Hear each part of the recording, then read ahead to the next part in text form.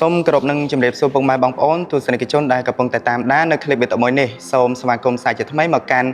វីដេអូខ្លីៗរបស់ផលិតផល Magnetic ខ្ញុំបាទផឹមតាឡាជាអ្នកឯកទេសខាងផលិតផល Magnetic នៅក្នុងថ្ងៃនេះខ្ញុំសូមណែនាំអំពី motor ជ្រៀកឈើ185លី model NC 585Z កម្លាំងចូល1600វ៉ាត់ទំហំផ្លែ185លីនិងល្បឿនជុំ4800ជុំក្នុង1នាទី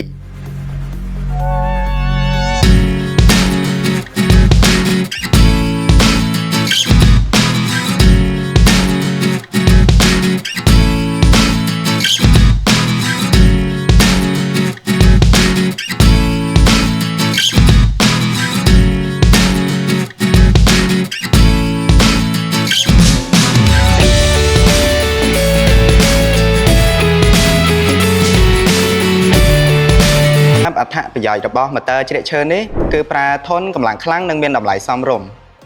ជាពិសេសយើងមានការធានាជូនរយៈពេល6ខែលើគ្រឿងបន្លាស់និងរយៈពេល3ឆ្នាំលើសេវាកម្មជួសជុលនិងមានដៃគូជួសជុលទូទាំង25ខេត្តក្រុង